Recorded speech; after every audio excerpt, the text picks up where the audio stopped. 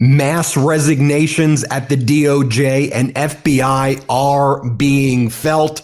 I quit, I quit, I quit. It's what some of the top DOJ and FBI officials had been saying now for many, many months if they weren't unlawfully fired or pushed out because of their talents or because of the way they followed the law.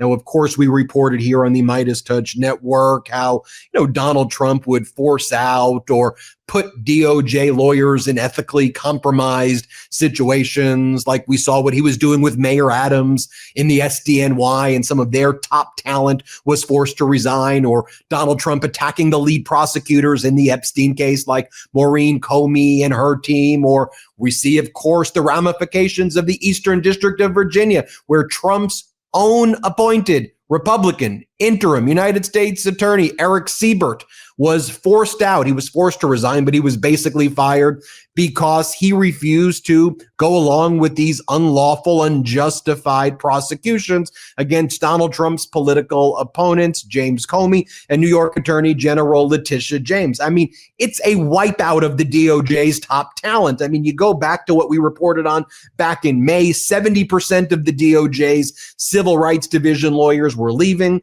because of what Donald Trump was doing. 2/3 of the DOJ unit that's responsible for defending Trump's policies, the federal programs branch, have voluntarily left that unit. You had DOJ lawyers working up immigration cases. They've since quit. And one of the things that's been reported on now by Axios, the Justice Connection, the Daily Beast, and others is that these DOJ lawyers who are leaving, and they're often going into private practice, working at large law firms or nonprofits or what have you, they are each trying to kind of one-up each other in their farewell letters where they go after the regime. And the Justice Connection is a network of DOJ and FBI alumni where they publish these resignation letters and they talk about how bad things are. And you read some of these statements about being asked to put loyalty to the president over the Constitution, to ignore your ethical obligations and the rule of law, potentially irreversible damage, the complete destruction and obliteration of the Department of Justice. And again, we're seeing these farewell letters published in these community groups right here. And I think it's important that we talk about this now, especially because when Donald Trump right now is like finding people like Lindsay Halligan, former beauty pageant contestant who like finished 5th or something. And by the way, the Trump regime loves people who like finish 5th. Like that's their, then they pretend they like finish 1st. Who became an insurance lawyer, never practiced in federal court before, and never was a federal prosecutor before, not a trial lawyer. She became the top federal prosecutor in the Eastern District of Virginia after a respected career prosecutor, Eric Siebert, resigned. And he just so happened, well, he was a Republican, but he just refused to go along with Trump's unlawful schemes. So they pushed this guy out. But you see what happens when you don't have people with competence or who are qualified and people who are willing to go along with whatever Trump wants, and they violate the law. And you think about every one of Halligan's violations in that grand jury room, starting with the fact that she wasn't allowed to be there in the first place, that she was an unlawfully appointed interim United States attorney. But then when she steps foot, she brings in an agent who is exposed to attorney-client privilege information, and that agent should never have been allowed. And it would have been the lawyer's obligation also to flag it. You can't go in there. You were exposed to attorney-client privilege information. Then Halligan gives the wrong law, provides false legal instructions to the jury about critical issues, about the Fifth Amendment right of James Comey, and about the burden of evidence and who has the burden, who doesn't have the burden. And then she goes and just has the foreperson sign another operative, the indictment that becomes the operative indictment that the actual grand jury never saw. And then she passes it off like it's the real one. Then she covers it up. And look, even though obviously the Comey and the James case get a lot of attention because of the larger-than-life personalities at play. And of course, Lindsey Halligan's shenanigans and clownish behavior. But Trump's doing this crap across the country, whether it's the Central District of California, where there's a pretender United States interim attorney there, although at least he doesn't call himself an interim United States attorney anymore. You look at Nevada, you look at New Jersey. There are many other examples across the country with this. And look, the Eastern District of Virginia is a proud prosecutorial office that deals with counterterrorism, espionage, public integrity. It's why it was viewed as one of the top prosecutorial offices. Same thing with SDNY. I mean, they've got this guy, Clayton, who's running it, who's never been a prosecutor before, who's never been a federal prosecutor. He worked at a big law firm, but he's never rose up through the ranks. And he's just a Trump loyalist there at SDNY with its proud tradition. You can look at, you have Alina Habba in the federal court in New Jersey, in the federal district in New Jersey. She just pretends to be the interim United States attorney. So you can think about the current cases that are being tainted, but also think about the cases that aren't even being pursued that should have been pursued if you had competent people, the prosecutors working with the FBI, dealing with issues like sex trafficking and drugs and terrorism and trades, and antitrust and big issues. None of that's happening right now. And I think that's a big issue in the ramifications. Let's bring in Harry Litman from the Talking Feds YouTube channel, Talking Feds podcast, and Talking Feds Substack. Harry, it's so great to see you. You and I early on said they're going to fire all their good people. And of course, there's still going to be some people who like working at the DOJ, like their job. Losing your job is not easy. It's hard to find other work. So there are various reasons why people would still keep their jobs. But look, you were a former top federal prosecutor in Pennsylvania. You were top federal prosecutor in Maine Justice. You know this justice connection. You know from all the federal prosecutors what they're going through. But this is destroying the DOJ. That's it's destroyed. It's not destroying. It's done. It's gone. It's right now. Judges look at the DOJ the way they would look at like a lawyer who was just disbarred going before them. And it's like, this guy again. Okay. What do you want to tell me, counsel? It's so bad. It's so bad. Talking Feds started as a outgrowth of exactly DOJ former prosecutors, and we maintain the tradition. Every 3 months, we have a sort of DOJ report card. It just so happens we just taped it an hour ago, and it'll be published on Thanksgiving. And so we have all these DOJ veterans to detail what's happening. It's everything you say and worse, but it even understates things. First, if you're listing departments, there are some that have been completely ravaged. How about the public integrity section, the jewel in the crown of DOJ criminal prosecution? 2 people left out of 30. The civil rights division, several departments completely ravaged, but more than that, the people who are left have nothing to do. But even more, and this is one of the points that were made on the podcast we just taped, Ben, it even understates it because a place like the department works so much on the disproportionate counsel of the real eminences there, the graybeards who everybody looks to.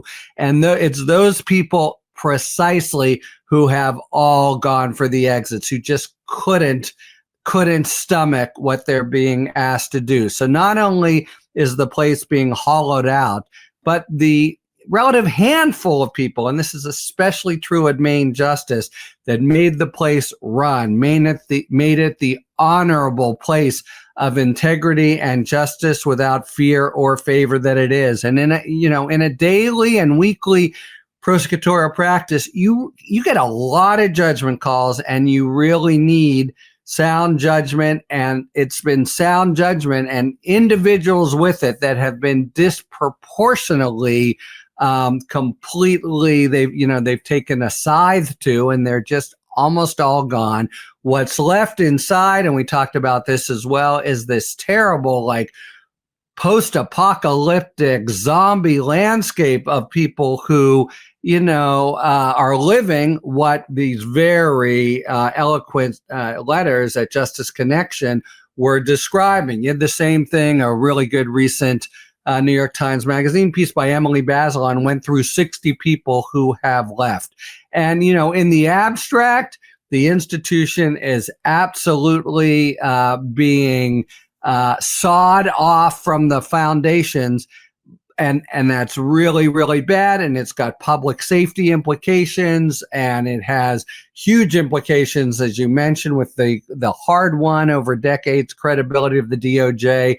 But it's even worse when you zero in on the personal elements here, on what young idealistic prosecutors could look to at the DOJ but cannot anymore for examples of how to come up within the storied tradition of justice without fear or favor and aggressive but impartial pursuit of crimes. Both of those are suffering, by the way. You have not simply people like Siebert. I mean, what Eric Siebert did is the most honorable thing a prosecutor can do. See a possible case and say, I can't bring that. It doesn't qualify under the principles of federal prosecution. That would be a huge honorable example that would float down to everyone in the normal Department of Justice. Here, it is a firing offense. And what that does, not just to Siebert, not just to public safety, but the entire office. I practiced also in that very office. Who else did, by the way? This doesn't seem to get mentioned much. It's James Comey. He was head of a whole division there and hugely respected. And the impact, if anything, is even greater than the sum of its parts. It's an absolute, disaster there. And, you can't think about it for now. There's so much work to do to just blunt it. And I think, by the way, it's been a pretty good couple weeks that all in all increase the chances that the plague will pass. But thinking about what would be involved to restore the kind of person by person credibility, honorability, just dedication to the cause of justice that built up since Watergate is completely mind-boggling. It might never come back fully. Well, to hear you, Harry, and for all our viewers to hear you say that based on some of the developments this week, I seem to hear you not use the word hope, but you used... Hope's okay. Hope's okay. In terms of the big one, which is will the democracy actually fall? I have hope there. Sorry, go ahead. Well, no, but that's big. I'll let you leave on that. I'll give you the final word because, when you and I sometimes start these videos even before, sometimes, you look, last month, it's not good. It's not good. So, but that wasn't a reason to stop pushing and fight. And, you and others have continued to fight. So take the last word on that. Sure, I will. And, Thanksgiving is here, depending on when this drops, and it's a good time to say it. So look, there have been really terrible instances of democracies. Democracies are fragile. They depend ultimately, and what lesson has been stronger than this one? Not simply on the laws, but on the goodwill and good faith of the people exercising them and their fidelity to the people and to taking care that the laws be executed, something that's been completely absent. But when you compare that situation to here, you've got, first of all, Trump is really, whatever he can get away with is one thing, but his popularity is plummeting. And that means not simply the likelihood of election loss, but it just completely affects his ability to what in essence would be pull a coup, in which he would need all kinds of help for. You have, I think, with things like Comey and others, both the court's forceful pushback, but also the coverage, et cetera.